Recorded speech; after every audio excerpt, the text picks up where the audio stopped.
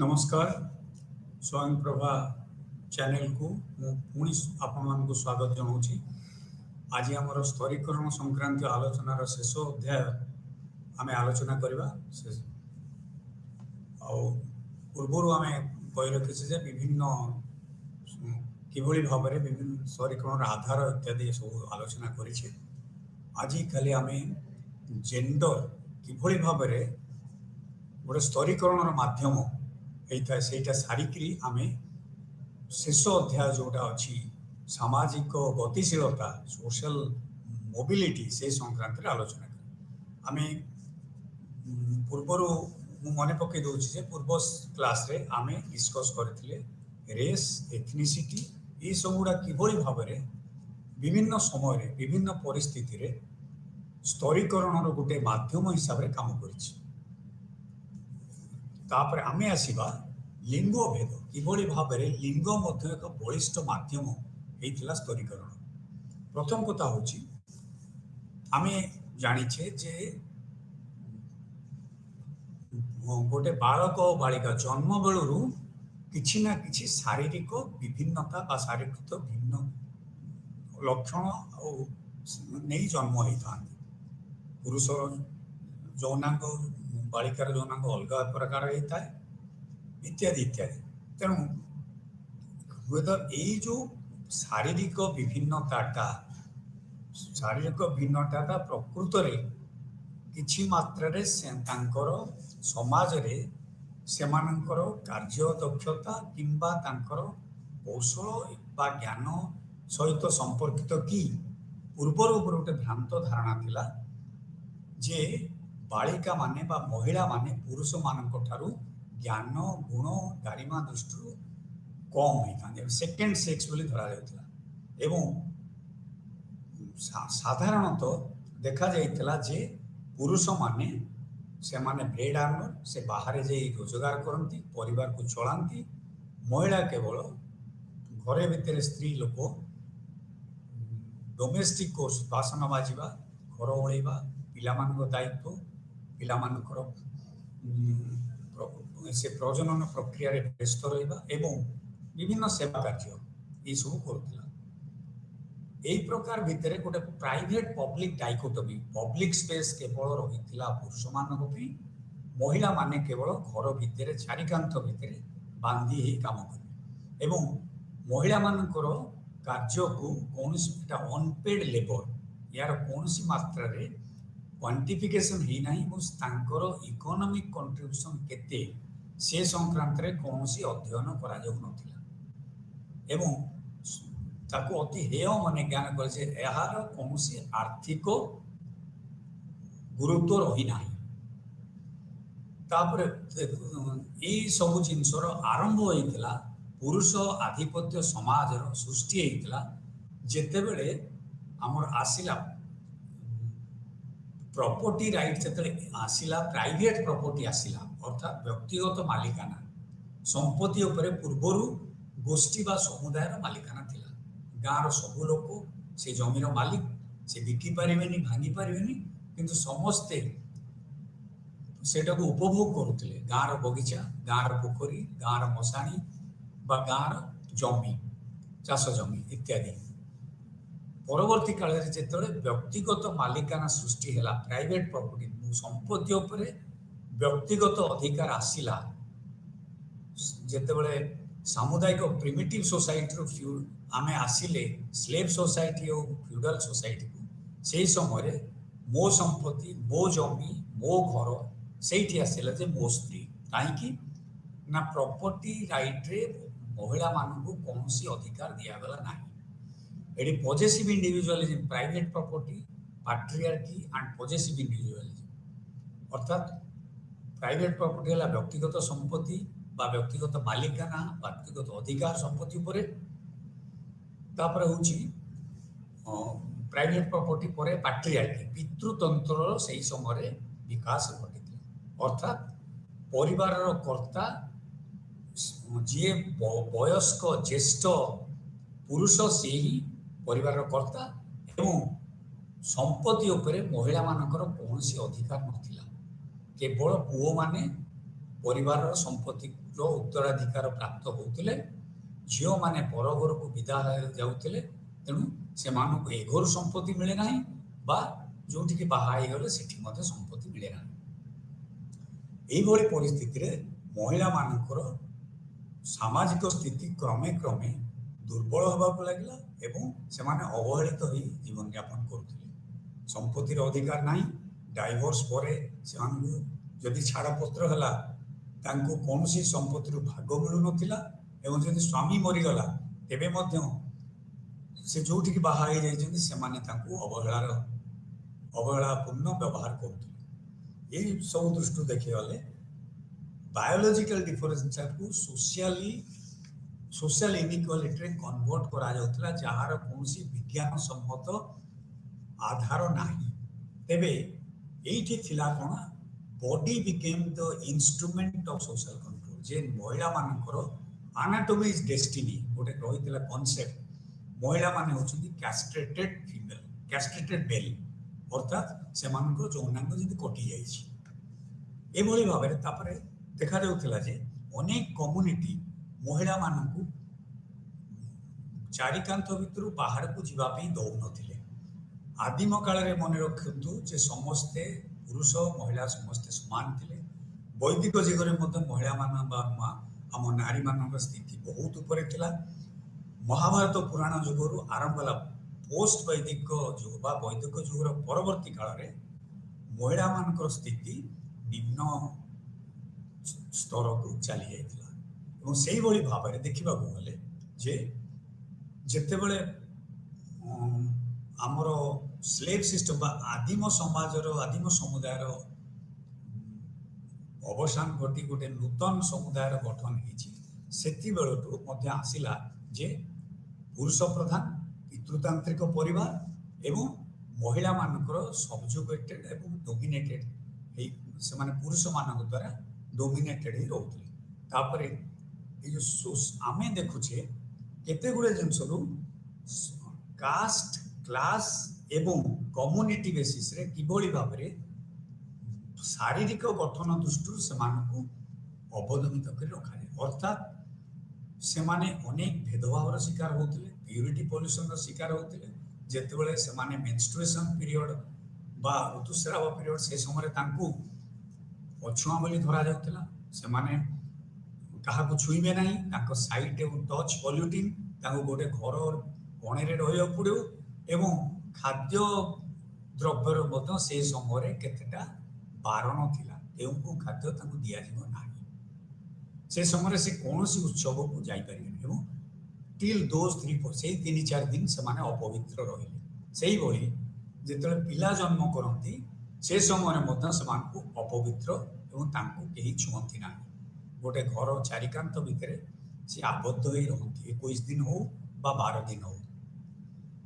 यही भाव में बॉडी फीमेल बॉडी गोटे महिला केते बेले हेले तार सेक्सुअलिटी मुक्ति पाई न थाए किभली ना तार बाल्यावस्थार पॉवर्टी जितेबाला सी गोटे तार आसी पॉवर्टी को आसी जितेबाला से ऋतुस्राव तार आरंभ हो से समय तार टेंशन हो मरीजी I am bleeding probably I will die एभली गोटे रोला तापर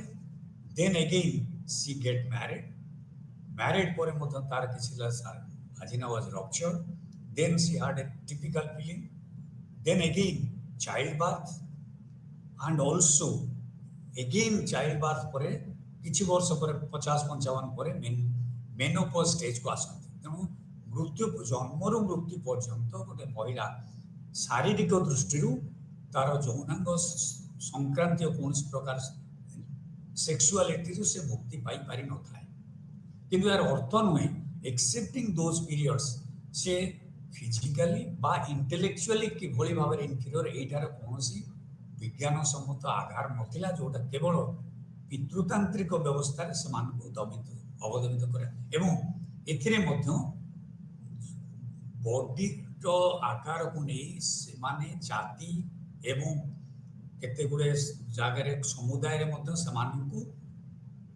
निम्न स्तर में रखा जाउतला କାଷ୍ଟ ଡୋମିନେଟେଡ୍ ସୋସାଇଟିରେ ମଧ୍ୟ ନାରୀର ସ୍ଥାନ ସବୁବେଳେ ନିଚରେ ଥାଏ। ସେମାନେ ପୂଜା କରିପାରିବେ ନାହିଁ। ସେମାନେ କେତେକ ଦେବାଦେବୀ ପୂଜା ମନ୍ଦିରକୁ ଯାଇପାରିବେ ନାହିଁ। ଗୁରୁବାୟା ମନ୍ଦିର ଇତ୍ୟାଦି କେତେ ଗୁଡ଼େ ଅଛି ଯେଉଁଠି ଗୋଟେ ନିର୍ଦ୍ଦିଷ୍ଟ ବୟସ ପରେ ବା ପୂର୍ବରୁ ଝିଅମାନଙ୍କୁ ପ୍ରବେଶ କରିବାକୁ ଦିଆଯାଏ ନାହିଁ ଏବଂ ସେମାନଙ୍କର ଋତୁସ୍ରାବଠୁ ପିଲା ଜନ୍ମ ସମୟରେ ମଧ୍ୟ ଦିଆଯାଏ ନାହିଁ। ଏଭଳି ଭାବରେ ଅନେକ ବାରଣ ସେମାନଙ୍କ ପ୍ରତି ରହିଥାଏ। ତେଣୁ ହାର ବଡି ବିକେମ୍ ହାର ଏନିମି ଆଣ୍ଡ ଏଇ ଯେଉଁ କାଷ୍ଟ ବେସ୍ ସୋସାଇଟିରେ ଏଭଳି ଭାବରେ ବାରଣ ବ୍ୟବସ୍ଥା ଥିଲା। ତେଣୁ ତାପରେ କିଭଳି ଭାବରେ ଯେତେବେଳେ ଆମେ ଦେଖୁଛେ ସିମୋନ ଡିଭୁଆ ପ୍ରଥମ ଥର ପାଇଁ କହିଥିଲେ ଯେ नो इंडिविजुअल इज बोर्न आज ए मैन और वोमेन केही जन्मरू पुओ बा झियो ही जन्म हे नाही। तार अर्थ है से शारीरिक दिग को कहूना से कहले शारीरिक पार्थक्य तो रहिबो किंतु इंटेलेक्चुअल बौद्धिक विकास हो ज्ञान गारिमा हो आईक्यू हो एथिरे काई कम हो। एबे जेतले स्कोप दिया होची महिला माने मैथमेटिक्स रे फिजिक्स रे बा इंजीनियरिंग रे मेडिकल रे पॉलिटिक्स रे सबुथरे आगु को आसिले तांको आमे अजता निम्न स्तर रे रखिथिले तांको स्कोप दउ नथिले। झियो मानकु पाठ पढिया को दिया जाउ नथिला केवल अक्षर लिखि सिखिबे शाशु को पुराण पढ़िया पर्यंत तांकर योग्यता दरकार एवं तांको खूब शीघ्र बाहा कर देउथिले। बाल्य विवाह भारत वर्ष अति कमन थिला। भारत को छाड़िले अनेक अन्य देश मानकरे मध्य एवं अनेक कम्युनिटी रे एबे मध्य बाल्य विवाह प्रथा रही बा बहु विवाह प्रथा मध्य प्रचलित थिला। एबे मध्य किछि जगह रे रही अर्थात जने पुरुष एकाधिक नारी विवाह करुथिला जहा कि विधि सम्मत थिला। राजा महाराजा माने एवं मुस्लिम समुदाय रे मध्य चारिटा विवाह करियार चारिटा महिला को सने विवाह करि परिबे इत्यादि एवं डिवोर्स करवा केते गुडे समय अनेक प्रकार बारण व्यवस्था तांको प्रति लागू होता है। गोटे विधवा गोटे कलंक बोली समाज रे धरा जाए एवं अनेक हिंदू समाज रे मध्य सती प्रथार प्रचलन करा जायतिला काहेकि ना गोटे नारी विधवा हला परे रहिले समाज प्रति कलंक व्यभिचार बढ़िबो एभली विभ्रांतिमूलक तथ्य सब प्रदान करा जायतिला जहा फल से मानकु बनारस रे छाड़ी दिया जाए विधवा गृह रे बा केतेक जगह रे सती प्रथा पे ताको बाध्य करा जाउतिला। एनीवे ए सब जिनसर आधार कोन किभली भाबरे नारी और पुरुष को कहीं भिन्न भिन्न विभेदीकरण किभली शिकार होगा तार एजेन्सी गुड़िक कौन। प्रथम कथा हूँ जेंडर सोशलाइजेशन अर्थात लिंग जनित सामाजिकीकरण। ये मुझे प्रथम आगे कहीदे जे लिंग जोटा आम कहे सेक्स सेटा हूँ शारीरिक लिंग को आम बुझाऊे समाजतात्विक दृष्टि एवं आम जो जेंडर कहे आम सामाजिक लिंग अर्थात सामाजिक गुण लक्षण किभली भाव समाज आरोपित करें जोटा कही जे सिमोन डिवुआ जे no one is born as a woman or a man it is only society who made them अर्थात समाज ही यांको मास्कुलाइन और फेमिनाइन भली गुण लक्षण युक्त करी नारी मानकु निम्न स्तर रे रखी आसुला निम्न परिस्थिति रे थिला। तेणु एथिपाई प्रथमतः परिवार ही दायी। परिवार रे 2 वर्ष बेलू मध्य झीटे जानी पारला जे मु गोटे झीओ एवं से पुओ तार जेंडर आइडेंटिटी संक्रांत रे प्रथम से ज्ञान प्राप्ति होता। ये सब केवल परिवार भीतर सुखता ताको परिवार रे केते गुडिके खेलना सपोजिंग झीओ को दिया जीवो हांडी करछी पुओ को दिया जीवो गर्जन करतुआ टैंक बा बंदूक पाइबो झीओ को दिया जीवो गोलापी रंग की कौन गोटे फेमिनाइन पोशाक पुरुष को स्त्री झील को कह से साधारणतः सेंसिटिव हम से साधारणतः लज्जाशील हम एवं से इमोशनल रोल प्ले कर पुओटा को बिग बॉय जे big boy expected to be strong aggressive यही सब जिन को शिखा जाऊला परिवार भीतर।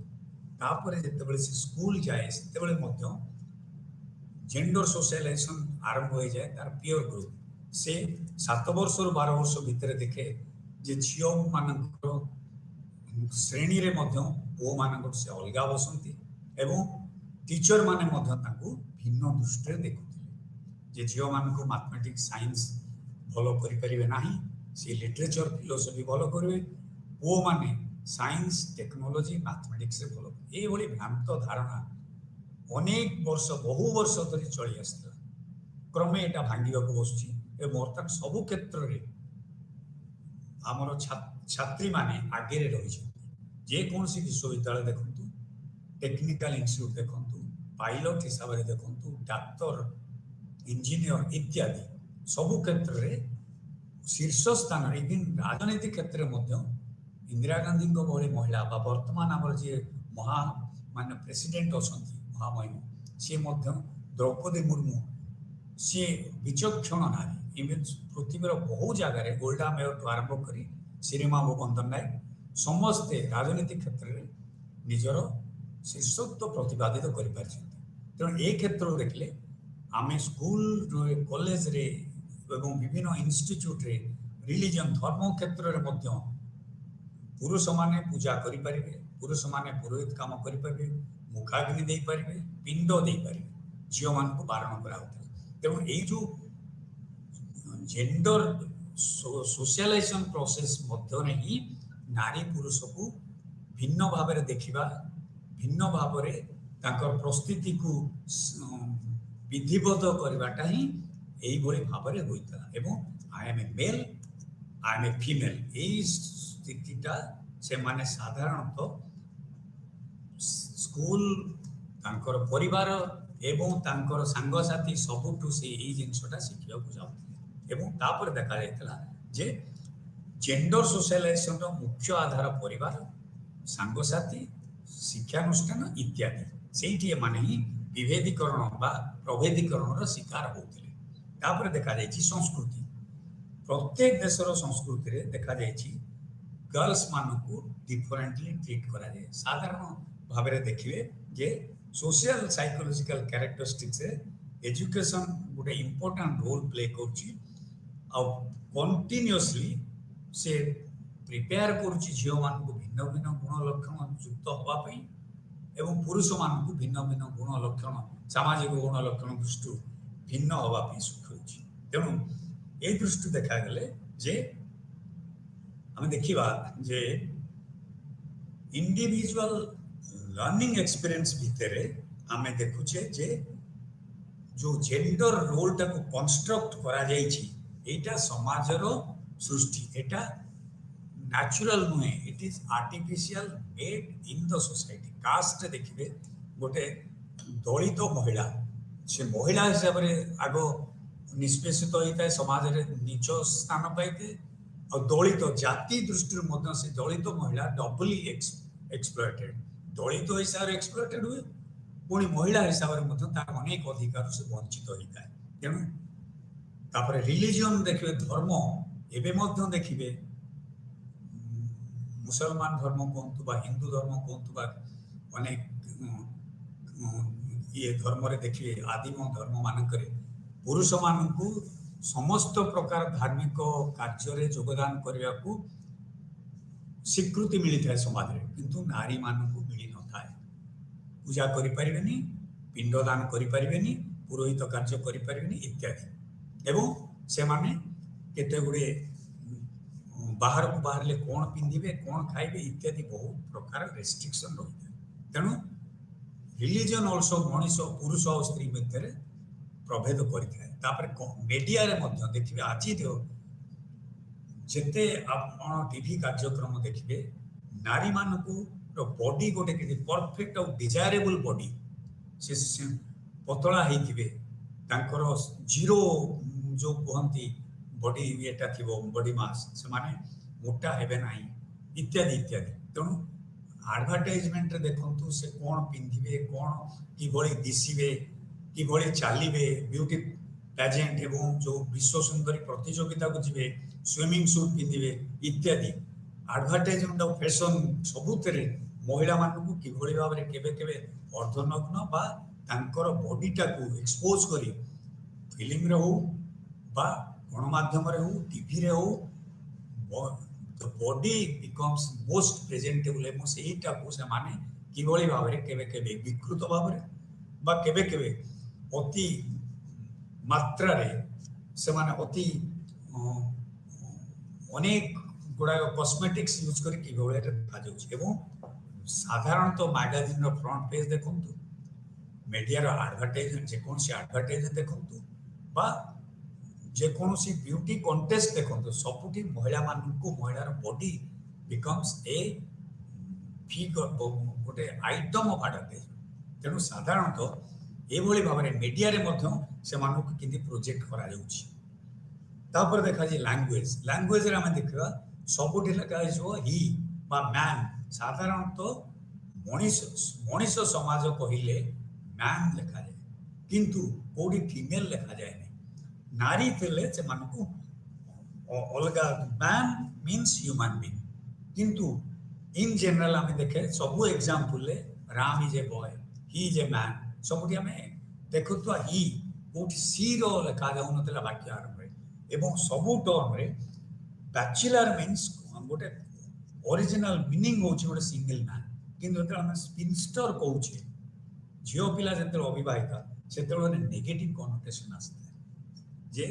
गोटे ओल्ड मेड से गोटे वयस्क महिला जे कि केवल काम करिक बंचे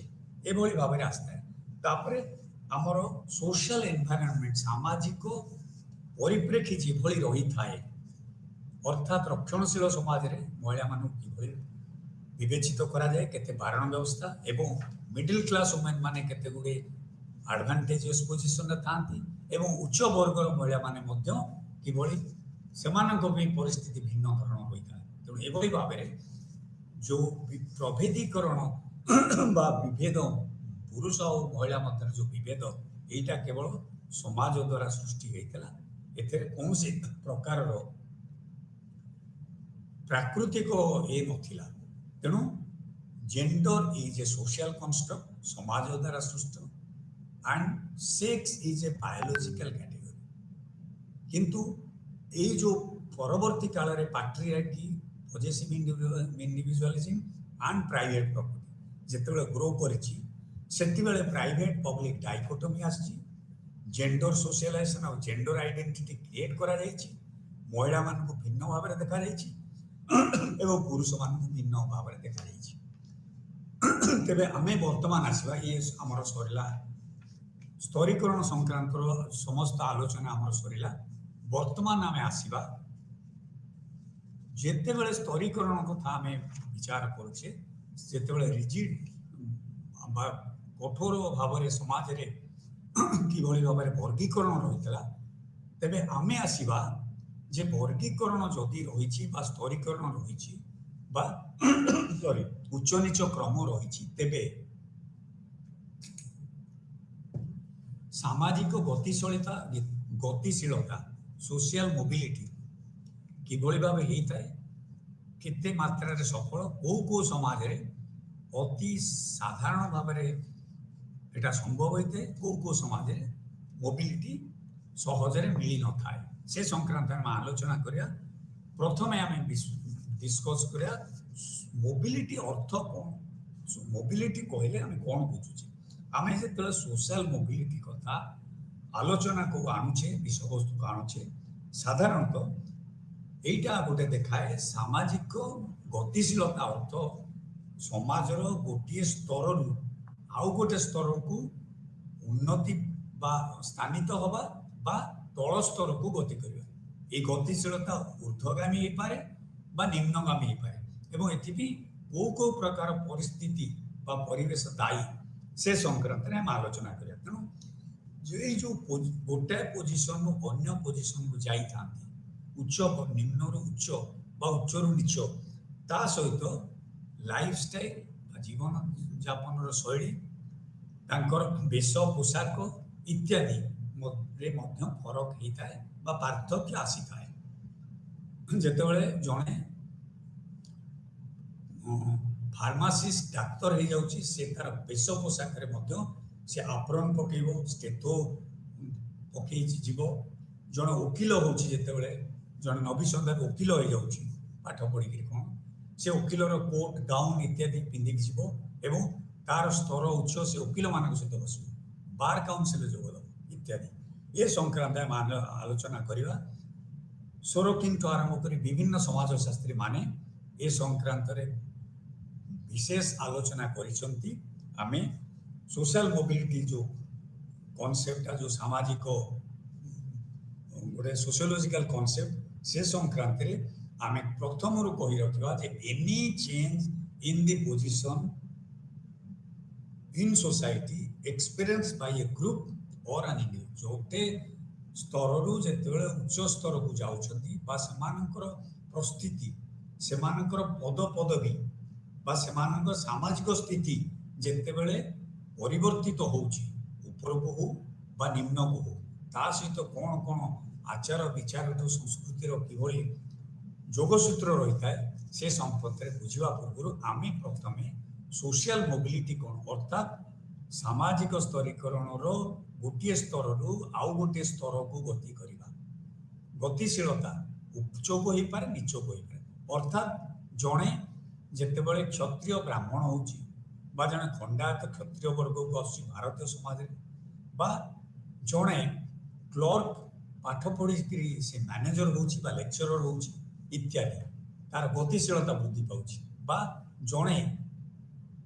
କୃଷକର ବା ଚାଷୀ ମୂଲିଆର ପୁଅ ଯେତେବେଳେ ପାଠ ପଢ଼ି ଡାକ୍ତର ହେଉଛି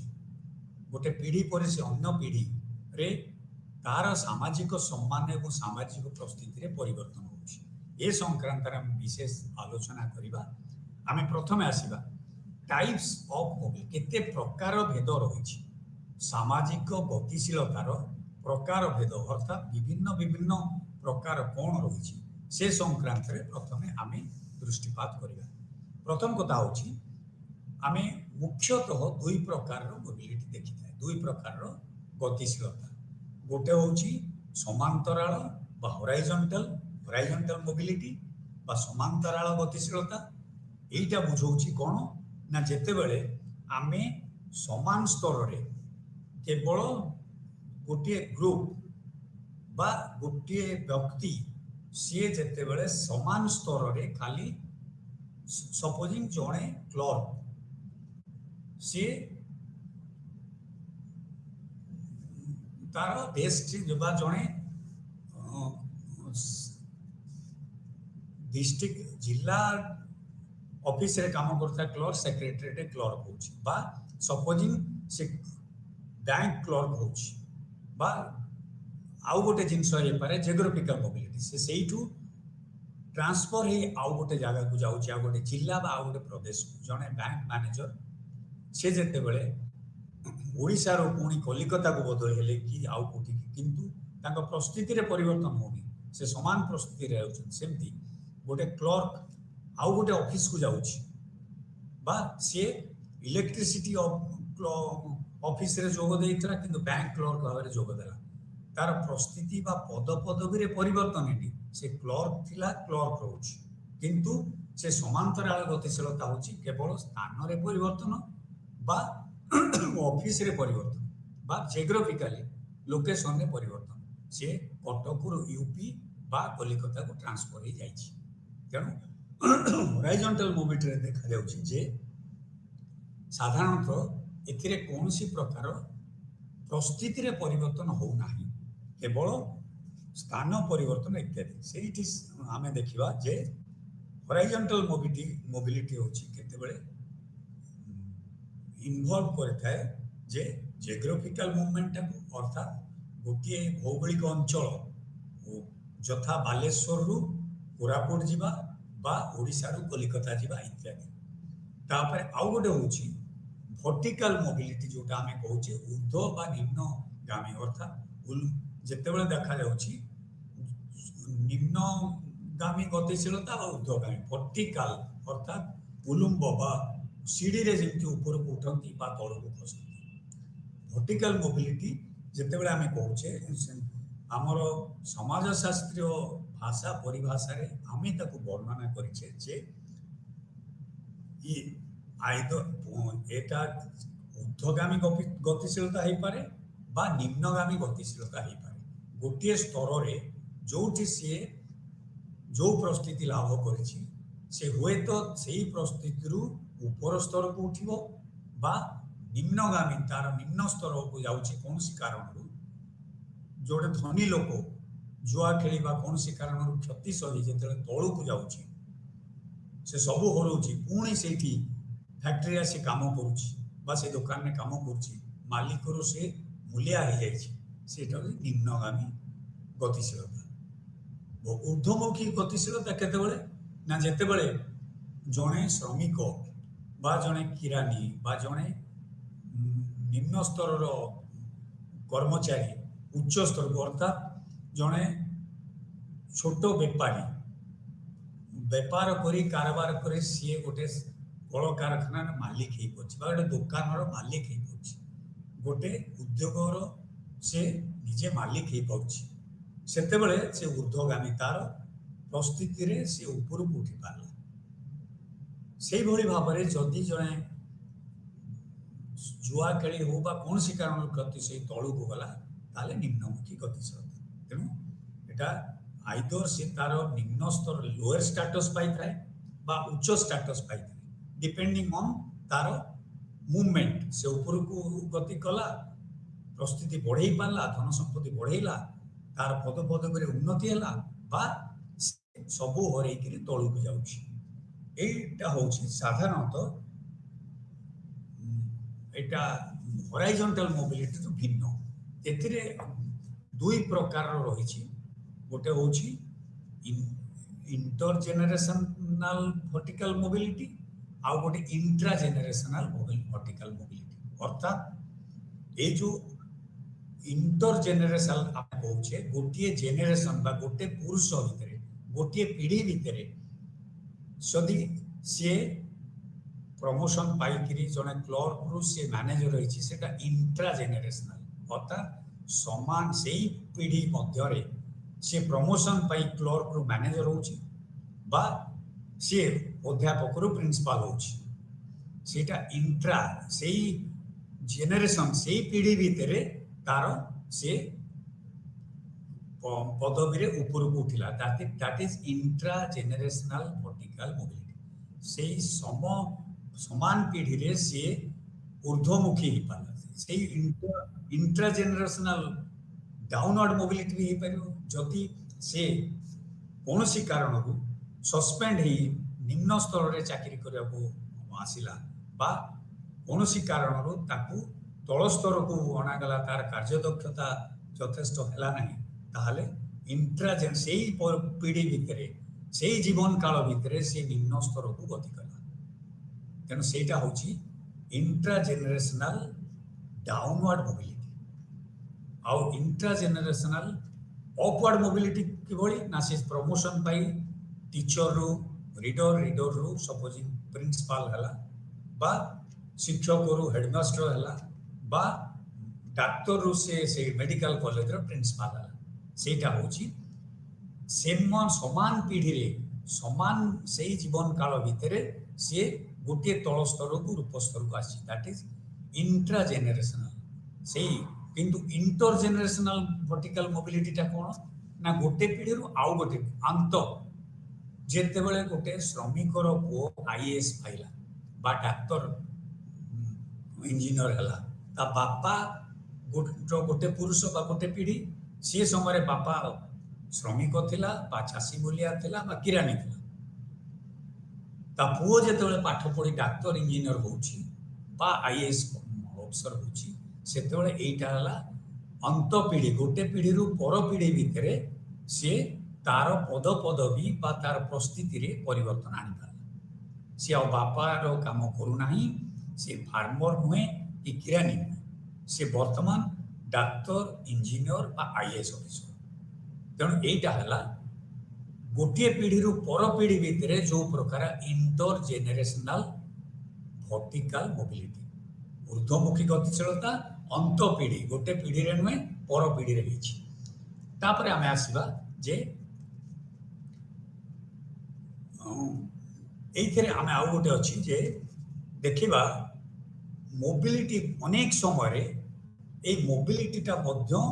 जियोग्राफिकल होता है किभली भाव में ना जिते से हायर लेवल को प्रमोशन पाउची जन बैंक मैनेजर साधारणतः से गोटे बैंक रु अन्य गोटे बैंक को ताकू जीवाको पड़ुछि से एका बैंक रे हुए तो रहिबो नाही ताकू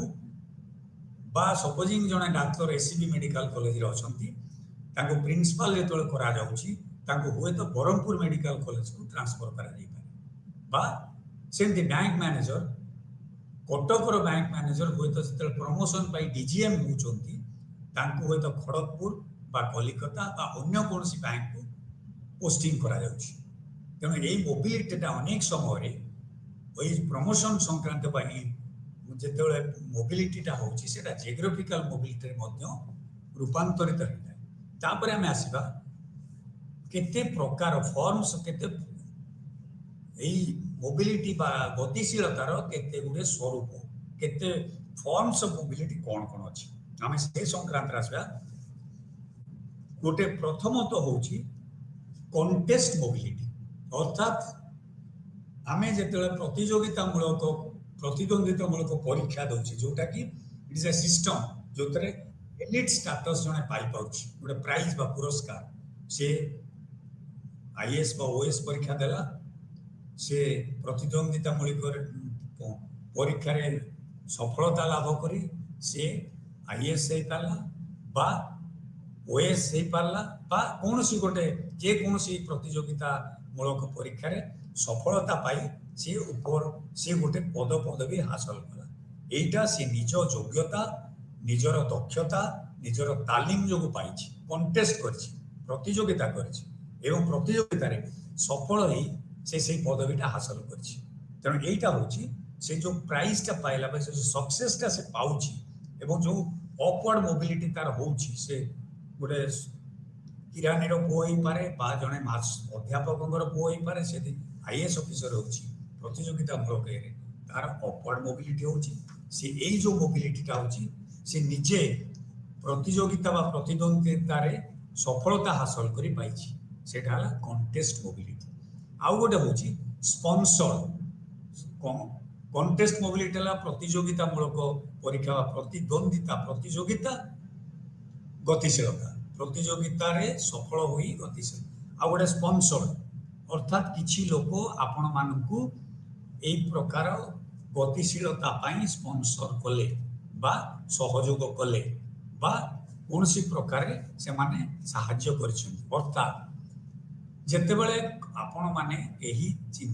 कोनसी गोटे elite club Cuttack club Bhubaneswar club बा दिल्ली रे जे गोटे से जिमखाना क्लब रो गोटे एलिट क्लब रो मेंबरशिप पाइबा पाई ए जो सब रही आभिजात्य संपन्न क्लब से आपण जोगदेवा कहले आपणकर कहीं से क्लब रे थिबा मेंबर आपण को स्पॉन्सर करे यस ए लोकर चाली चलन ठीक अच्छी ये जड़े आभिजात्य संपन्न व्यक्ति हबार योग्यता पाखे अच्छी भद्र मार्जित शिक्षित बा रोटरी क्लब रे आपण जोगदेवे कई जने आपणकर स्पॉन्सरशिप आपण कई जने प्रमोट करिवो जे नाई ये हवा योग्य तेणु से जो भाई भाव दस्खत करवा से हाजिर होकरी सी प्लीड करती जे दी जन हो पारे जड़े हो पारे केतले 5 जन हो पारे से साहाय्य सहयोगिता बा स्पॉन्सरशिप फल से क्लब मेंबरशिप मिलता है सेटा होची स्पॉन्सर्ड मोबिलिटी तापर आउ गोटे होची जे डायमेंशन मोबिलिटी रो केते गुडे डायमेंशन बा केते गुडे दिग रही जो आमे गतिशीलता कहूचे सामाजिक गतिशीलतार विभिन्न दिग संक्रांत रे आमे आलोचना करबा सेतरे आमे देखुचे जे ए गतिशीलता पई कोन कोन माने को योग्यता हासिल कले जणे ऊपर को बा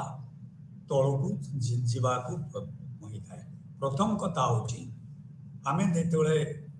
गोटे इच्छा करुचे गोटे क्यारियर रे मोबिलिटी पाई सेतेबेले आमे जदि जो चाकरी रे जॉइन करिचे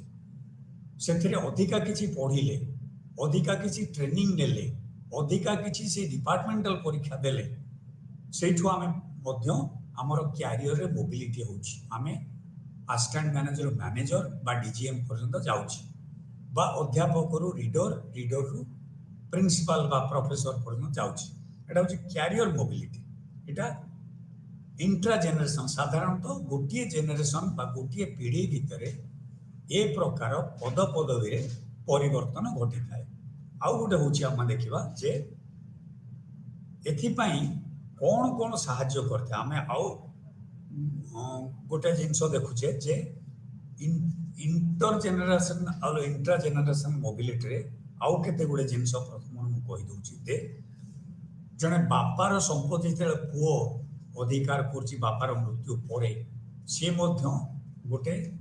ପରିବାରର କର୍ତ୍ତା ହେଲା ବା ସିଏ ସେଇ ସମ୍ପତ୍ତିର ଅଧିକାରୀ ହେଲା ଏବଂ ତାର ଷ୍ଟାଟସ୍ ବା ଇଏରେ ସେ ଉନ୍ନତି ହେଇଛି। ତାପରେ ଆମେ ଦେଖୁଛେ ଯେ କେତେବେଳେ କେତେବେଳେ ସେମ୍ ଟାଇପ୍ ଅଫ୍ ଅକୁପେସନ୍ ମଧ୍ୟ ଜଣେ ପାଇଥାଏ। ବାପା ବା ଜେଜେବାପା କରୁଥିବା ବେପାର ବା ଦୋକାନ ଯେତେବେଳେ ପୁଅ ପାଉଛି, ସେତେବେଳେ ସାଧାରଣତଃ ଦେଖାଯାଉଛି ଇଣ୍ଟର ଜେନେରେସନ୍ ମୋବିଲିଟି ହେଇଛି ବା ପୁଅ ପାଠ ପଢ଼ିଲା ପରେ ସେ ଚାକିରି ନ ଖୋଜି ନିଜ ବ୍ୟବସାୟ ପ୍ରତିଷ୍ଠାନ ବା ନିଜ ଉଦ୍ୟୋଗରେ ଯୋଗ ଦେଉଛି। ଯେଭଳି ଟାଟା ଅମ୍ବାନୀଙ୍କର ପିଲା ହୁଅନ୍ତୁ ବା କୌଣସି ବହି ଦୋକାନ ବା ଲୁଗା ଦୋକାନ ବା କୌଣସି ଶିଳ୍ପ ପ୍ରତିଷ୍ଠାନ ଛୋଟ ଛୋଟ ପ୍ରତିଷ୍ଠା କରିଥିବା ତାଙ୍କର ପିଲାମାନେ ଯେତେବେଳେ ଯୋଗ ଦେଉଛନ୍ତି, ସେ ମଧ୍ୟ ଗୋଟେ ପ୍ରକାର ମୋବିଲିଟି, ସେ ଗୋଟେ ପଦପଦବୀ ହାସଲ କରୁଛନ୍ତି। ତାପରେ ଆମେ ଦେଖିବା ଯେ ଏହା ଦ୍ୱାରା କ'ଣ ହେଉଛି ନା ସେଇ ଜୀବନ କାଳ ଭିତରେ, ସେଇ ଲାଇଫ୍ ସ୍ପାନ୍ ଭିତରେ ତାଙ୍କର ଆଚାର ବ୍ୟବହାର, ତାଙ୍କର ପଦ ପଦବୀ ମର୍ଯ୍ୟାଦା ଏସବୁରେ କିଛି ନା କିଛି ପରିବର୍ତ୍ତନ ଘଟିପାରୁଛି। ତେଣୁ ତାପରେ କ୍ୟାରିୟର ମୋବିଲିଟିରେ ମଧ୍ୟ ଯେତେବେଳେ ଜଣେ କ୍ଲର୍କରୁ ମ୍ୟାନେଜର ହେଉଛି ବା ସେ ପ୍ରିନ୍ସିପାଲ ହେଉଛି, ତାକୁ ମଧ୍ୟ କେତେ ଗୁଡ଼ିଏ ଆଚାର ବିଚାରରେ ପରିବର୍ତ୍ତନ ଆଣିବାକୁ ପଡ଼ିଥାଏ। ବେଶ ପୋଷାକରେ ମଧ୍ୟ ହୁଏତ ପରିବର୍ତ୍ତନ ଆଣିବାକୁ ଆବଶ୍ୟକତା ପଡ଼ିଥାଏ। ସୁଟ୍ ଟାଇ ପିନ୍ଧିବାକୁ ପଡ଼ିପାରେ ଇତ୍ୟାଦି ଇତ୍ୟାଦି, ବା ସିଏ ଦଣ୍ଡ ଦେବାର କ୍ଷମତା ତାର ଥାଏ, ସେ ସସ୍ପେଣ୍ଡ କରିପାରିବ ଇତ୍ୟାଦି। ଏଥିପାଇଁ କ'ଣ କ'ଣ ଆବଶ୍ୟକତା ଥାଏ? ଏଇ ଯେଉଁ ମୋବିଲିଟି ବା ଗତିଶୀଳତା, ঊର୍ଦ୍ଧ୍ୱମୁଖୀ ଗତିଶୀଳତା କୁହନ୍ତୁ ବା କ୍ୟାରିୟର ଭିତରେ ପ୍ରମୋସନ୍ କୁହନ୍ତୁ, ଏଥିପାଇଁ ପ୍ରଥମ ଆବଶ୍ୟକୀୟ ପ୍ରାକ୍ ଆବଶ୍ୟକତା ହେଉଛି ଏଜୁକେସନ୍। କେତେ ମାତ୍ରାରେ ତମେ ଶିକ୍ଷିତ ଏବଂ କ'ଣ ଯୋଗ୍ୟତା, ତମେ ଡାକ୍ତର ନା ଇଞ୍ଜିନିୟର ନା ଅଧ୍ୟାପକ ହେବା ପାଇଁ MA PhD କରିଛ, ତେଣୁ ତମ ଡିଗ୍ରୀ କ'ଣ, କ'ଣ ପାଠ ପଢ଼ିଛ। ସେକେଣ୍ଡ ହେଲା ଗୋଟେ ବ୍ୟକ୍ତି କ'ଣ ପ୍ରଥମେ କେଉଁ ଜବ୍ରେ ଯୋଗ ଦେଇଥିଲା, ଇରାନୀ ନା ଅଧ୍ୟାପକ ନା କ'ଣ, ତାପରେ ସେ ସେଥିରୁ କ୍ୟାରିୟରରେ କ'ଣ ମୋବିଲିଟି ପାଇଁ କେତେ ବାଟ ଯାଇପାରିଲା। ଆଉ ଗୋଟେ ହେଉଛି ଫାଦର୍ସ ଅକୁପେସନ୍, ସେ ବାପାର ଅକୁପେସନ୍ଟା ନିଜେ ନେଲା କି ବାପା ଯେଉଁ ବେପାର କରୁଥିଲେ ବା ବ୍ୟବସାୟ କରୁଥିଲେ ବା ଚାଷବାସ କରୁଥିଲେ, ଜମିଦାର ଥିଲେ, ସେ ବାପାଙ୍କ ବ୍ୟବସାୟଟାକୁ ସିଏ ନିଜେ ପରିଚାଳନା କଲା କି ବାପାଙ୍କ ମୃତ୍ୟୁ ପରେ ହଉ ବା ବାପା ବୁଢ଼ା ହେଲା ବେଳେ ଯେତେବେଳେ ପୁଅକୁ ଦେଉଛନ୍ତି ବା ରଜାମାନେ ଯେତେବେଳେ ରାଜଗାଦି ଦେଇ ଦେଉଥିଲେ, ପୁଅକୁ ଯୁବରାଜ ବୋଲି ଡିକ୍ଲେୟାର କରୁଥିଲେ ବା ବାପାଙ୍କ ମୃତ୍ୟୁ ପରେ ସେ ରାଜା ହେଉଥିଲେ। ତେଣୁ ଏଇ ତାପରେ ଆଉ ଗୋଟେ ହେଉଛି ଆଉ କେତେ ଗୁଡ଼ିଏ ଜିନିଷ ହେଉଛି, ସେଇ ପୁଅର ଶିକ୍ଷାଗତ ଯୋଗ୍ୟତା ସେତିକି ଥିବା ଉଚିତ, ସେ ବ୍ୟବସାୟ ଚଳେଇ ପାରିବ, ପ୍ରତିଷ୍ଠାନକୁ ମ୍ୟାନେଜ କରିପାରିବ। ବାପାର ମଧ୍ୟ ଏଜୁକେସନ୍, ବାପାର ଯଦି ଶିକ୍ଷା ଯୋଗ୍ୟତା ଥିଲା, ସେ ପ୍ରତିଷ୍ଠାନଟା ପ୍ରତିଷ୍ଠା କରିପାରିଛି। ତାପରେ ପୁଅର ବର୍ତ୍ତମାନ ଅକୁପେସନ୍ କ'ଣ ଅଛି, ତା ପରବର୍ତ୍ତୀ କାଳରେ ଫାଷ୍ଟ ଅକୁପେସନ୍ ତାର କ'ଣ ଥିଲା, ପରବର୍ତ୍ତୀ କାଳରେ ସେ ପୁଣି ସୁଯୋଗ ପାଇ କେତେ ଉପରକୁ ଉଠିଲା, ବା ବ୍ୟବସାୟରେ ସେ ଯଦି ସବୁ ହରେଇଲା, କ୍ଷତି କଲା, ତାହେଲେ ସେ ତଳକୁ ଗତି କଲା। ସେ ବ୍ୟବସାୟରେ ସେ ମାଲିକରୁ ଆଉ କେଉଁଠି ଯାଇକରି କିରାନୀ ବା ଆଉ କେଉଁଠି ଯାଇକରି ସେ ଦୋକାନରେ ସେ ଆସ୍ତେ ଆସ୍ତେ ସେ ଦୋକାନର କାମ କରିବାକୁ ଲାଗିଲା, ମାଲିକରୁ ସେ ମୂଲିଆ ହେଇଗଲା ବା କର୍ମଚାରୀ ହେଇଗଲା। ତେଣୁ ଏଇସବୁ ଗୁଡ଼ା ନିର୍ଭର କରିଥାଏ ନିଜର ଯୋଗ୍ୟତା, ବାପାଙ୍କ ଯୋଗ୍ୟତା, ବାପାଙ୍କ ପରିଚାଳନା ଦକ୍ଷତା ଇତ୍ୟାଦି ଇତ୍ୟାଦି। ତାପରେ ଆମେ ଦେଖିବା ଆଉ କେତେ ଗୁଡ଼ିଏ ଜିନିଷ ଅଛି ଯେ ଏଇ କ୍ୟାରିୟର ମୋବିଲିଟି ପରେ ଆମର ଆଉ ଗୋଟେ ରହିଛି ଯେ ସାଧାରଣତଃ ଝିଅମାନଙ୍କ କ୍ଷେତ୍ରରେ ବିବାହ ପରେ ସେମାନଙ୍କର ଗୋଟେ ପରିସ୍ଥିତିରେ ପରିବର୍ତ୍ତନ ହେଇଥାଏ। ଆଇଦର ସେ ଯଦି ଧନୀ ଘରେ ବାହା ହେଲେ, ତାହେଲେ ତାଙ୍କ ପ୍ରଭାବଶାଳୀ ପରିବାରରେ ବାହା ହେଲେ, ତାହେଲେ ତାଙ୍କ ପରିସ୍ଥିତିରେ ଉନ୍ନତି ହେଲା। ଗୋଟେ ଗରିବ ଝିଅ ଯଦି ଗୋଟେ ଧନୀ ପରିବାରରେ ବାହା ହେଇଛି, ଜମିଦାର ପରିବାରରେ, ବା ଜଣେ ଡାକ୍ତର ଇଞ୍ଜିନିୟରକୁ ବାହା ହେଲା, ଜଣେ ଅଧ୍ୟାପକ, ଜଣେ କିରାନୀର ଝିଅ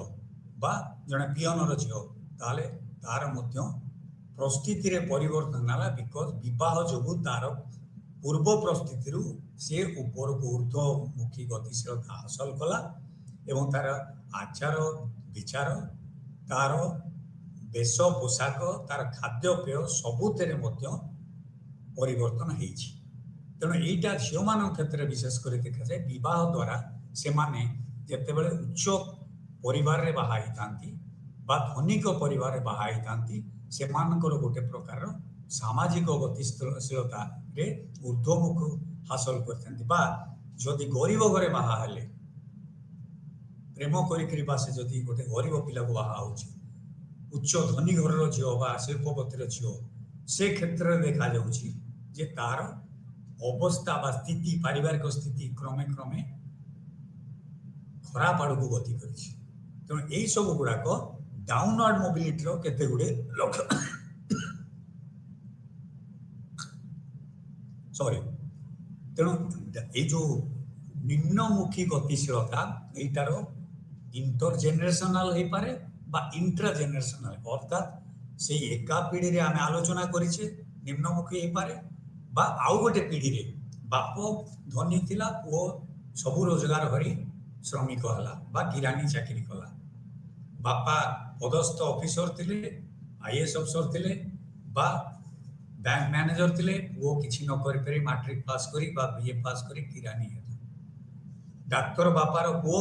ଆସିକିରି ସେ ସେଇଠି କିରାନୀ ବା ଅନ୍ୟ କୌଣସି ଚାକିରି କରୁଛି। ତେଣୁ ଏଇଟା ହେଉଛି ଡାଉନୱାର୍ଡ ମୋବିଲିଟି ଇଣ୍ଟରଜେନେରେସନ। ଗୋଟିଏ ପିଢ଼ିରୁ ଅନ୍ୟ ପିଢ଼ି ଭିତରେ ସେ ନିମ୍ନମୁଖୀ ଗତିଶୀଳତାର ଶିକାର ହେଇଛି ତା ନିଜ ଯୋଗ୍ୟତା ଅଭାବ। ସେମିତି ଅପୱାର୍ଡ ମୋବିଲିଟିରେ ମଧ୍ୟ କେତେ ଗୁଡ଼ିଏ ଦେଖାଯାଉଛି। ବର୍ତ୍ତମାନ ଆମେ ଆଲୋଚନା କରିବା ଯେ ଏଇ ଯେଉଁ ଗତିଶୀଳତା ସାଧାରଣତଃ ଶିଳ୍ପ ଆଉ ଉଦ୍ୟୋଗ ଯେଉଁ ଆଧୁନିକୀକରଣର ପ୍ରଭାବରେ, ଆମର ଯେଉଁ ଶିଳ୍ପୀକରଣ ଉଦ୍ୟୋଗୀକରଣ ପ୍ରଭାବରେ ସାଧାରଣତଃ ଆମର ଗତିଶୀଳତାରେ ଯଥେଷ୍ଟ ଉନ୍ନତି ପରିଲକ୍ଷିତ ହୋଇଛି। କିନ୍ତୁ ଜାତି ପ୍ରଥାରେ ଯେତେବେଳେ ଭାରତରେ ଥିଲା, ଜାତି ପ୍ରଥା ବା ଜମିଦାରୀ ପ୍ରଥା ଚାଲୁ ରହିଥିଲା ସ୍ୱାଧୀନତା ପୂର୍ବରୁ ବା ଇଭିନ୍ ଶିଳ୍ପ ପ୍ରତିଷ୍ଠାନର ପ୍ରଗତି ହେବା ପୂର୍ବରୁ, ସେ ସମୟରେ ଜାତି ପ୍ରଥାରେ କୌଣସି ପ୍ରକାର ଉଚ୍ଚ ନିଚ କ୍ରମ ସାଧାରଣତଃ ସମ୍ଭବ ହେଇପାରୁନଥିଲା। ବ୍ରାହ୍ମଣ ସବୁବେଳେ ଉଚ୍ଚ ପଦବୀରେ ଅଧିଷ୍ଠିତ ହେଉଥିଲା ଏବଂ ଶୂଦ୍ର ସବୁବେଳେ ନିଚ ପରିସ୍ଥିତିରେ ରହୁଥିଲା। କିନ୍ତୁ ପରବର୍ତ୍ତୀ କାଳରେ ଯେତେବେଳେ ମେରିଟୋକ୍ରାସି ଆସିଲା, ଅର୍ଥାତ୍ ନିଜ ଶିକ୍ଷା ଏବଂ ଦକ୍ଷତା, ନିଜ ଯୋଗ୍ୟତା ବଳରେ ଯେତେବେଳେ ପ୍ରତିଯୋଗିତାମୂଳକ ପରୀକ୍ଷା ଦେଇ ଜଣେ ଡାକ୍ତର, ଇଞ୍ଜିନିୟର, ଆଇଏଏସ୍ ଅଫିସର ବା ଅନ୍ୟ କୌଣସି ଓଏଏସ୍ ଅଫିସର ଇତ୍ୟାଦି ଅମଲାତନ୍ତ୍ରକୁ ଯୋଗଦେବା ବା ଅଧ୍ୟାପକ ହେବା ଆସିଲା, ସେତେବେଳେ ଆଉ ଜାତିର କୌଣସି ଗୁରୁତ୍ୱ ରହିଲା ନାହିଁ। ଏଇଟା ବ୍ରିଟିଶ ଶାସନ କାଳରୁ ମଧ୍ୟ ଆରମ୍ଭ ହୋଇଥିଲା। ସେମାନେ ଜାତି বা ବର୍ଣ୍ଣ ବା ଇଭିନ୍ ଲିଙ୍ଗର କୌଣସି ପାର୍ଥକ୍ୟ ଦେଖିଲେ ନାହିଁ। ମହିଳାମାନେ ଆସ୍ତେ ଆସ୍ତେ ମଧ୍ୟ କ୍ରମେ କ୍ରମେ ଡାକ୍ତର, ପ୍ରଥମ ଅବସ୍ଥାରେ ନର୍ସ, ଡାକ୍ତର ଏବଂ ଶିକ୍ଷୟିତ୍ରୀ ହିସାବରେ ମହିଳାମାନେ ମଧ୍ୟ ଯୋଗ ଦେବା ଆରମ୍ଭ କଲେ। ଏହି ତିନୋଟି ପ୍ରଫେସନ ମୁଖ୍ୟତଃ ମହିଳାମାନଙ୍କୁ ଯୋଗ ଦେବା ପାଇଁ ପ୍ରଥମେ ସୁଯୋଗ ଦିଆଯାଇଥିଲା। ପରବର୍ତ୍ତୀ କାଳରେ ଆଜି ଅବସ୍ଥା ଭିନ୍ନ। ତେଣୁ ଦେଖାଗଲା ଯେ ଯେଉଁଗୁଡ଼ା ରକ୍ଷଣଶୀଳ ବ୍ୟବସ୍ଥା, ଅର୍ଥାତ୍ ଜାତି ପ୍ରଥା ଯେତେବେଳେ ପ୍ରଭାବଶାଳୀ ଥିଲା ଭାରତରେ ବ୍ରିଟିଶର ଶାସିବା ପୂର୍ବରୁ, ଉପନିବେଶବାଦ ଶାସନ ପ୍ରତିଷ୍ଠା ହେବା ପୂର୍ବରୁ ବା ଶିଳ୍ପ ଆଉ ଉଦ୍ୟୋଗର ବିକାଶ ହେବା ପୂର୍ବରୁ, ଶିଳ୍ପ ସଭ୍ୟତାର ବିକାଶ ହେବା ପୂର୍ବରୁ, ସେତେବେଳ ପର୍ଯ୍ୟନ୍ତ କେବଳ ଜାତିର ପ୍ରସ୍ଥିତି ବା पारिवारिक परिस्थिति ही प्रभावशाली थिला एवं कौनसी मते शूद्र बा कौनसी वैश्य पिला माने अध्यापक हो पारिबे नाही बा से माने कौनसी प्रकार धार्मिक प्रकार पुरोहित हो पारिबे नाही। क्षत्रिय केवल देश रक्षा इत्यादि करिवो। तेणु जाति भित्तिक पर जो समाज थिला सेतेले ऊर्ध्वमुखी बा निम्नमुखी गतिशीलतार सुजोग नथिला। ब्राह्मण सदा सर्वदा उच्चरे अधिष्ठित होइथिले। केवल जो आमर थिला संस्कृतिकरणर परंपरा गोटे जाति बा गोटे समुदाय जेतेले ऊपर अन्य कोनोसी प्रभावशाली जातिर आचार विचार खाद्यपेय प्रथा परंपरा संस्कृति को ग्रहण करुथिला सेतेबेले किछि वर्ष परे सामुदायिक रूपे जने व्यक्तिगत रूपे सामुदायिक रूपे केतेबेले देखा जायछि से गोटे आदिवासी समुदाय चषा परिस्थिति को उन्नीत होइछन्ति बा केबे केबे अन्य कोनोसी से चषा माने क्षत्रिय बा खंडायत स्टेटस पाई परिछन्ति जे भली भाबरे उत्तर भारत रे हमें देखिबा यादव माने जो माने कि मुख्यतः कहते कृष्णवंशी यदुवंशी से मानको गौड़ बोली धरा जाउतला मिल्कमैन परवर्ती काले से माने क्षत्रिय स्टेटस डिमांड कले जे आमे राजपाट करूछु तेणु आमे कृष्ण मध्य राजपाट करूथिले तेणु ए भली भाबरे बा युद्ध समय जे आवश्यकता पड़िछि आमे किछि जो माने शारीरिक दृष्टि बलशाली से मानको राजा जेतेले युद्ध को पठांती फेरिला परे से चषा बा खंडायत समुदायर लोक मानकु फेरिला परे से माने कहती आमको राजा साहब क्षत्रिय स्टेटस दे दियंतु। तेणु देखा जायछि जे प्राचीन माने प्राचीन भारत रे मध्य बा ऐतिहासिक काल देश रक्षा पई कोनोसी जातिगत कठोरता नथिला कारण देश रक्षा जेतेले शत्रु आक्रमण करूची जे बलशाली समस्त को पठातला युद्ध को समय क्रमे राजा जदि सेमानंक उपरे संतुष्ट होतिले राज्य जय परे किछि लोकों को सामान्य परिस्थिति रे उन्नति पाई अनुमति देउतिले। तेणु कृषि कार्य पाई कोनोसी प्रकार रो रिस्ट्रिक्शन नथिला जे कोनोसी लोक कृषि कार्य करि परिबो जे कोनोसी लोक देश रक्षा पाई देशर सार्वभौमत्व पाई युद्ध रे जोग देवा पाई कोनोसी प्रकार जातिर कठोर निष्पत्ति नथिला। जे कोनोसी लोक जदि अधिक बलशाली राजा से मानकु सैनिक हिसाब रे प्रेरणा करथिले। तेणु एई सब कारणरू मोबिलिटी जो देखा जाउतला हमर आधुनिक शिल्प उद्योग सभ्यता रे जेतेबेले केवल शिक्षागत योग्यता होची मानदंड कोनोसी पद पदवी मंडन करबे डाक्टर इंजीनियर बा अध्यापक बा साइंटिस्ट होवा पे केवल तुमर शिक्षागत योग्यता देखा जाए तुम जाति देखा जीव ना तुम लिंग देखा जीव ना झील पुओ विभेद ना बा शूद्र ब्राह्मणर विभेद ना शूद्र इंजीनियर हो पारे डाक्तर हो पारे बा अध्यापक हो पारे यहीटा जितेबाला आसला क्यारियर ओपन टू टैलेंट निजर योग्यता दृष्टि पद पदवी पाई से समय एटा केवल शिल्प औद्योगिक समाज रे सेठी जो टेक्नीशियन इंजीनियर इलेक्ट्रिशियन बा प्लम्बर दरकार पड़िले इत्यादि सबुथे में विभिन्न प्रकार नुआ धरणर तालीम बा शिक्षा आवश्यक है सेतेबेले जातिर प्रभेद रहिला नाही एवं जेकोसी जातिर लोक मध्य एमए पास कले अध्यापक हो पारे एटा आरंभ है उद्योग शिल्प उद्योग विशेषकर आम उपनिवेश शासन काल रे ही आरंभ होता जाति प्रथार कठोरता भांगिला एवं जाति भित्तिक आउ ऑक्युपेशन बा वृत्ति निर्वाचन जनित कटकणार अवसान घटी आज जुगरे जेकोसी लोक जेकोसी पद पदवी मंडन कर जदि तार शिक्षागत योग्यता और तालीम और दक्षता रही ए सब दृष्टि आम आधुनिक समाज रे देखुचे जे सोशल मोबिलिटी विशेषकर संभव हो पड़े केवल योग्यता भित्तिक तापर आम देखा जे केते गुडे ए संक्रांत रे समस्या रही थाए जे केबे ना केबे कोनोसी व्यक्ति देखा जाए जे क्यारियर रे मध्य केबे केबे କାଷ୍ଟିଜିମ୍ ମଧ୍ୟ କିଛି ନା କିଛି ଭାବରେ କେବେ କେବେ ଦେଖାଯାଇଛି। ଏଇଟା ଗୋଟେ ଅସଙ୍ଗତି ଯେ ସେମାନେ ମଧ୍ୟରେ ଯେଉଁ ଟ୍ରେଡ୍ ୟୁନିୟନ କରୁଛନ୍ତି ବା ଯେଉଁ ସଂଗଠନ କରୁଛନ୍ତି ଉଚ୍ଚ ଅଫିସରଙ୍କ ମାନଙ୍କ ମଧ୍ୟରେ ମଧ୍ୟ କେବେ କେବେ ଜାତିଗତ ଭାବ ପ୍ରବଣତା ରହିଛି। ତେବେ ଆଉ ଗୋଟେ ଜିନିଷକୁ ଆମେ ଆସିବା, ସୋସିଆଲ ମୋବିଲିଟି ପାଇଁ କ'ଣ କ'ଣ ଫ୍ୟାକ୍ଟର ରେସ୍ପନ୍ସିବଲ୍। ଗୋଟେ ହେଉଛି ଆମେ ଜନସାଂଖ୍ୟିକ କାରକ, ଜନସଂଖ୍ୟା ଯେତେବେଳେ ବୃଦ୍ଧି ବା କ୍ଷୟ ଘଟିଛି କିଭଳି ଭାବରେ ହେଇଥାଏ, ଯେତେବେଳେ ଦେଶରେ ଯୁଦ୍ଧ ଦେଖାଦେଇଛି, ବହୁ ସଂଖ୍ୟାରେ ଲୋକ ମରି ହଜି ଯାଉଛନ୍ତି, ତାପରେ ଅଭାବ ପଡ଼ୁଛି କୌଣସି ଅକୁପେସନରେ ଯୋଗ ଦେବା ପାଇଁ, ସେତେବେଳେ ଆଉ କୌଣସି ବାରଣ ରହୁନାହିଁ। ସେତେବେଳେ ଦେଖାଯାଉଛି ଯେକୌଣସି ଲୋକ ଯେକୌଣସି କାର୍ଯ୍ୟ ପାଇଁ ଯଦି ଠିକ୍ ସେ କରିପାରିବ ତାଙ୍କୁ ଏଲାଉ କରାଯାଏ। ବାଂଲାଦେଶ ୱାର ପରେ ହଉ ବା ସୋଭିଏତ ୟୁନିୟନରେ ଯେତେବେଳେ ଯୁଦ୍ଧ ପରେ ଅରାଜକତା ଦେଖାଯାଇଥିଲା, ବହୁ ସଂଖ୍ୟାରେ ଲୋକ ମୃତ୍ୟୁବରଣ କରିଥିଲେ, ସେ ସମୟରେ ଆଉ କୌଣସି ପ୍ରକାରର ବାଧାବିଘ୍ନ ବା ବାରଣ ରହୁନଥିଲା। ଜନସଂଖ୍ୟା ଯେତେବେଳେ ବଢ଼ି ଚାଲେ ସେତେବେଳେ ମଧ୍ୟ କିଛି ହୋଇଥାଏ, ବା ଯଦି ଜନସଂଖ୍ୟାରେ ହ୍ରାସ ଘଟିଥାଏ ସେତେବେଳେ ମଧ୍ୟ ଏ ପ୍ରକାରର କୌଣସି ପ୍ରକାରର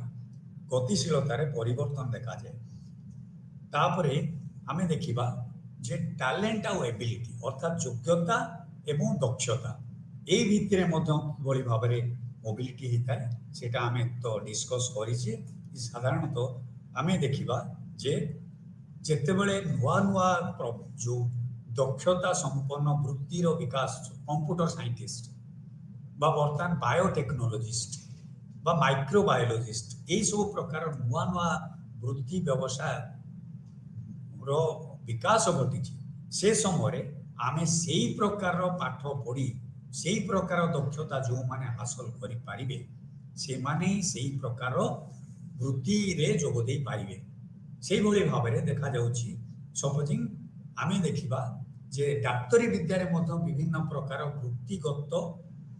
ପାରଦର୍ଶିତା ଆସିଲାଣି। ନ୍ୟୁରୋ ସର୍ଜନ ଆଉ ନ୍ୟୁରୋ ମେଡିସିନ ଅଲଗା ହେଇଗଲାଣି, ସେମିତି ଗାଇନିକ୍ ସର୍ଜରୀ ଆଉ ଗାଇନୋକୋଲୋଜିଷ୍ଟ ଅଲଗା ହେଲାଣି। ତେଣୁ ଏଠି ଦେଖାଯାଉଛି ଯେ ନୂଆ ବୃତ୍ତି ହଉ ବା ସେଇ ବୃତ୍ତିର ବିଭିନ୍ନ ପ୍ରକାର ବ୍ରାଞ୍ଚେସ୍ ଖୋଲୁ, ସେଇ ସମୟରେ ଯେଉଁମାନେ ଏଇଥିରେ ଦକ୍ଷତା ବା ନୂଆ ପ୍ରକାର ପାଠ ପଢ଼ି ନେବେ, ସେଇ ପ୍ରକାର ଦକ୍ଷତା ପାଇଁ ଯେଉଁ ପ୍ରକାର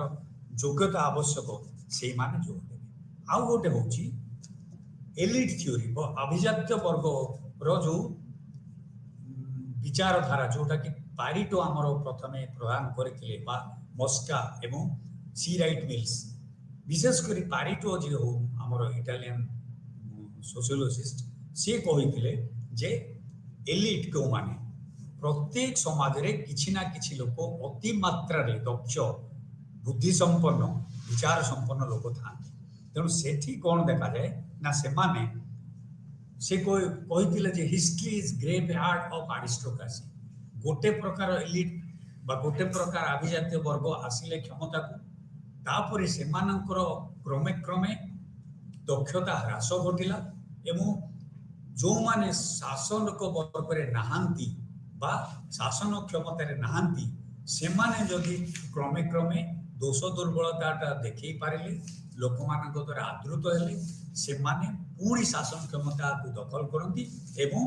ଯେଉଁମାନେ ଶାସନ କ୍ଷମତାରେ ଅଛନ୍ତି ପାୱାର ଏଲିଟ୍ ଯେଉଁମାନେ ଥିଲେ ସେମାନେ ପୁଣି ପାୱାରରୁ ବହିଷ୍କୃତ ହେଇଥାନ୍ତି। ଏଇଭଳି ଭାବରେ ସାର୍କୁଲେସନ୍ ଅଫ୍ ଏଲିଟ୍ ବା ଏଇ ଆଭିଜାତ୍ୟ ବର୍ଗର ସଞ୍ଚଳନ ବା ଗୋଟେ ସ୍ତରରୁ ଗୋଟେ ସ୍ତରକୁ ଯିବାଟା ଦେଖାଯାଇଥାଏ। ସେଇଭଳି ଭାବରେ ଦେଖେଇଛନ୍ତି ଯେ କୌଣସି ଶାସକ ବର୍ଗ ସବୁ ସମୟ ପାଇଁ ବା ସବୁ ବର୍ଷ ପାଇଁ ବା ବର୍ଷ ବର୍ଷ ଧରି ଶାସନ କରିନଥାଏ, କେବେ ନା କେବେ ଅବକ୍ଷୟ ଘଟେ ଏବଂ ସେମାନେ ବିତାଡ଼ିତ ହୁଅନ୍ତି ଏବଂ ନୂଆ ପ୍ରକାର ଆଭିଜାତ୍ୟ ବର୍ଗ ସେହି ସ୍ଥାନ ମଣ୍ଡନ କରିଥାଏ। ଆଜି ଆମର ଅଧ୍ୟାୟ ଆମେ ଶେଷ କରୁଛେ। ଆମେ ସମ୍ୟକ ରୂପେ ସବୁ ୟୁନିଟ୍କୁ କଭର କରିପାରିଛେ ବା ସବୁ ପ୍ରକାର ଯେତେ ପାଠ ରହିଛି ଏଇ ସ୍ତରୀକରଣର ଆମର ପାଠ୍ୟକ୍ରମରେ ଆମେ ସବୁ ୟୁନିଟ୍ ବା ସବୁ ଅଧ୍ୟାୟକୁ ଆମେ କଭର କରିପାରିଛେ। ଏଇଟା ଗୋଟେ ଆମ ପାଇଁ ବିଶେଷ ସଫଳତା। ମୁଁ ସମସ୍ତଙ୍କୁ ଏଥିପାଇଁ ଧନ୍ୟବାଦ ଜଣାଉଛି जो माने शुणी जो माने भविष्य शुणवे एवं मु भावुची से मानकर किसी ना किसी एटा उपकार लागिवो एवं ए पाठ्यक्रम अति उच्च कोटिर तेणु समस्त अनुरोध या बहिरु पढ़ु बा कार्यक्रम शुणु। धन्यवाद। आज शेष और मोर यही कार्यक्रम विदाय नौ अन्य गोटे कौन पाठ आउ किए आसवे समस्त को शेष धन्यवाद विदाय विदाय नौ।